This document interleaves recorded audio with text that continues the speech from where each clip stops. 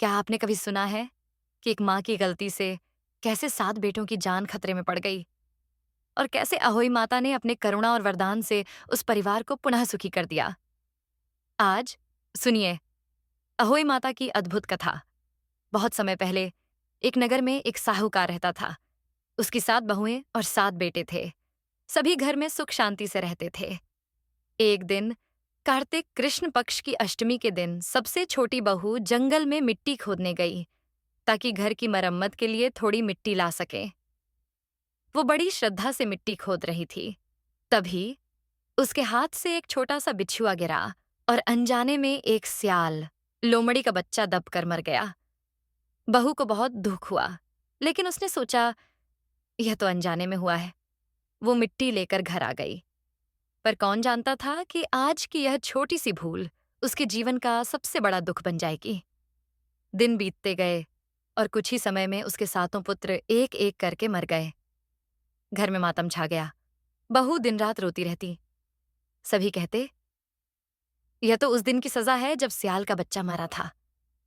दुखी होकर वह स्त्री एक दिन जंगल की ओर निकल पड़ी।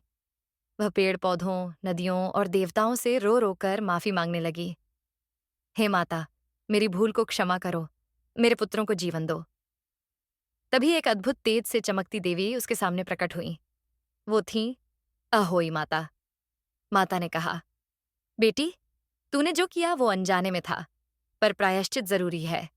हर साल इसी दिन कार्तिक कृष्ण अष्टमी को मुझे स्मरण कर सियाल की आकृति बनाकर मेरा पूजन करना। तेरे सारे कष्ट दूर हो जाएंगे। बहू ने वैसा ही किया। उसने सच्चे मन से व्रत रखा, माता की पूजा की, सियाल की आकृति बनाई और उनके नाम की कहानी सुनाई। यह चमत्कार देखिए। रात होते ही उसके 7 बेटे जीवित हो उठे। पूरा घर खुशियों से भर गया। दीपों की रोशनी चमक उठी। और उस दिन से हर साल माताएं अहोई अष्टमी का व्रत रखती हैं, अपने बच्चों की लंबी उम्र और सुख समृद्धि के लिए। अहोई माता की कृपा से एक माँ की गोद फिर भर गई और तभी से हर माँ अपने बच्चों के लिए ये व्रत करती है, क्योंकि माँ की सच्ची प्रार्थना कभी व्यर्थ नहीं जाती। अगर आपको ये कहानी दिल को छू गई तो जय अहोई माता कमेंट में जरूर लिखें और ऐसी ही भक्तिमय कहानियों के लिए हमारे चैनल को लाइक, शेयर और सब्सक्राइब करना न भूलें।